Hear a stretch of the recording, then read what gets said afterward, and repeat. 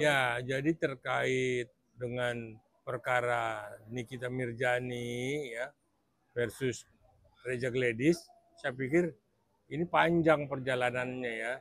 Jadi saya kan sampaikan berkali-kali, kok cuman si Nikita Mirzani yang dikejar, yang dipublish. Reza Gledis apa hasil penyidikan dari pihak Polda? Jadi kalaupun ada berat sebelah, saya pikir memang berat sebelah.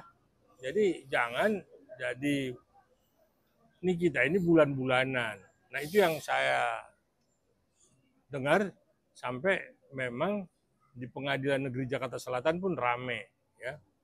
Kok hanya si Nikita yang menjadi korban dan Nikita yang sepertinya dikriminalisasi. Nah ini media yang banyak tahu nih seperti apa. Kita juga perlu dapat bocoran dong. Terkait isu tentang keberatan Niki yang dia minta kasus tidak ditangguhkan atau dihentikan, gimana tuh? Iya, kan di sini kan kita kan didampingi oleh kuasa hukumnya, Fahmi Fahmi.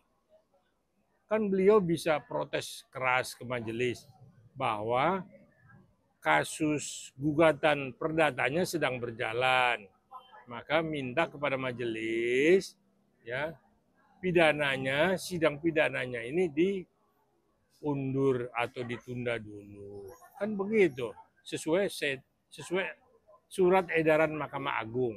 Perma. Perma 156. Bukan sperma ya, perma. Sperma lagi. Itu benar, itu pernah kejadian Bang? Ada beberapa kasus memang begitu. Ya, maka keluar perma dari Mahkamah Agung yang tahun berapa sih? 56. Perma 156. Perma 156. Nah, jadi jelas artinya bukan Mahkamah Agung mengada-ada karena beberapa kasus seperti itu. Tidak mungkin sekaligus berjalan antara gugatan perdata dengan perkara pidana di dalam kasus yang sama ya.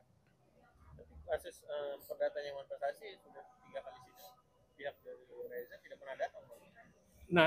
Nah itu ya makanya tadi saya bilang jangan sampai ada kepincangan, ada kriminalisasi, ya dikriminalisasi kasusnya jadi hanya kasus pidananya yang naik, sedangkan kasus perdatanya pun padahal sekarang sedang berjalan kan. Nah ini kenapa kasus pidananya tidak dihentikan dulu? Gitu. Nah, mungkin ini akankah kita bebas? Bang, ini kan banyak juga kemarin sampai ada demo, banyak yang mendorong untuk kita bebas dari tahanan, apalagi dan kami juga optimis kita bisa bebas. Kita berharap ya, kita berharap ini kita bisa dibebaskan ya. Karena memang kayaknya kan ini agak berat sebelah ya. Nah, tempo hari juga ada saya bilang, ini di skincare-nya ini kan tempo hari orang juga ribut, masyarakat ribut, netizen ribut. Ya. Ini kan ada merkurinya katanya. Merkuri itu tidak sehari dua hari, beberapa tahun kemudian baru dia muncul membuat kulit kita rusak. Nah, ini BP POM harus juga bicara, memberikan masukan ke penyidik. Jadi tidak berdiri sendiri, ya kasihan sini kita Mirzani. Sedangkan kita nggak pernah dengar hasil penyidikan kepada Reza Gledis. Bukan karena soal uangnya aja ya, uang itu bisa keluar dan diterima Mail ya dari 4M jadi 2M diterima Mail dan diserahkan ke Nikita. Itu prosesnya seperti apa? Berarti kan ada yang nggak beres sehingga ada deal bahwa akan diberikan 4M tapi 2M dicairkan, yang 2M tertunda. Nah, di sini kan kita lihat apa sih dealnya? Berarti kan ada yang nggak beres di usahanya Reza Gledis. Maka ada deal seperti itu. Ternyata kan jadi jebakan Batman. Begitu uang diserahkan, digunakan, akhirnya dilaporkan. Nah, itu yang jadi masalah kan gitu. Itu jadi persoalan. Apa mungkin perihal anak-anak kita juga akan membantu meringankan hukuman kita atau seperti apa sih Bang? Enggak lah, ini kan pokok materi persoalannya seperti apa ya, anak-anak kan tidak terpengaruh, tetapi seperti apa kasus yang sejujurnya lah kalau kita bilang. Makanya jangan sampai ini oknum karena sesuatu hal tanda kutip ya Jadi seolah-olah hanya Nikita yang dianggap melakukan pemerasan dan penipuan kepada Rejak Ladies. Bang, saya yang bilang BPM harusnya keluar. Kami ini BPM nggak pernah keluar yang akhirnya Niki bilang aku bisa jadi BPM berpihak pada para pakai skincare. Kenapa diam saja? Enggak dong, BP POM itu mesti bicara juga dong. Tidak tutup mulut, kan BP POM nggak ada komentarnya. Apa sih sebenarnya di dalam skincare itu ada apa? Karena masyarakat bilang ada merkurinya.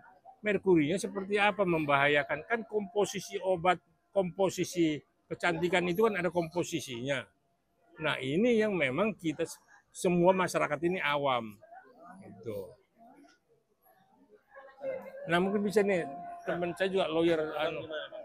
Menurut kasus Niki Ya, saya kan tidak mengikuti runtut kasusnya Nikita.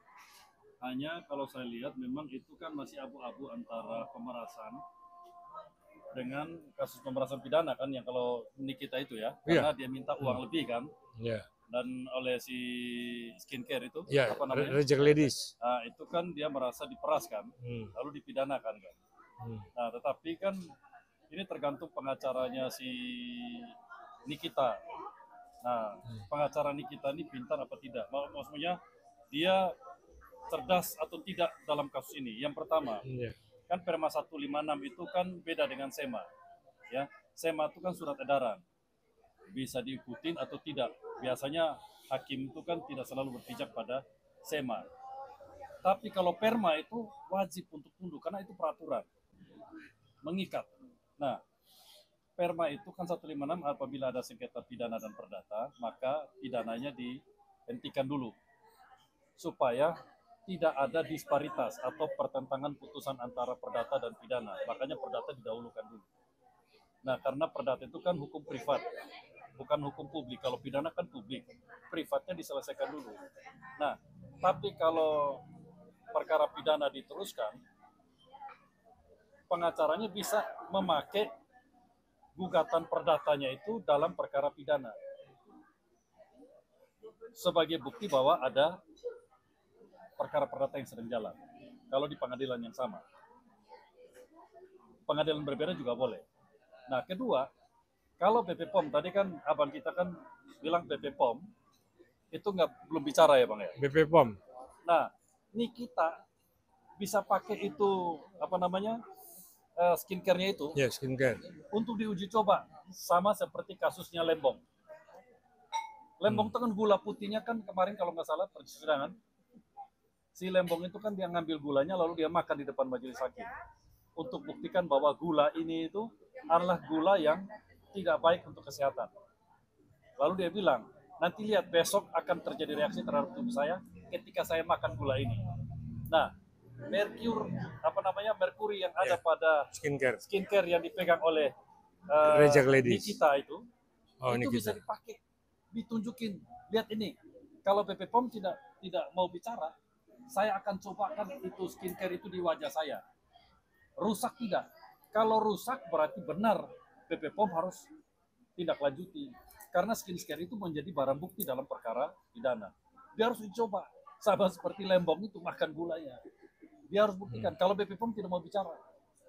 Supaya membuktikan kepada hakim, secara fakta hukum dalam perkara pidana, itu berbahaya apabila dipakai oleh publik. Karena ini perkara pidana itu berkaitan dengan publik. Sebenarnya, kalau saya dari segi saya, kalau saya sebagai pengacara Nikita, saya akan bilang begini. Saya bukan memeras, tapi saya negosiasi akibat kerugian. Kalau saya pakai barang ini, saya mengalami kerugian. Nah, kerugian itu saya kompensasi. Saya beli misalnya harga 500.000 misalnya.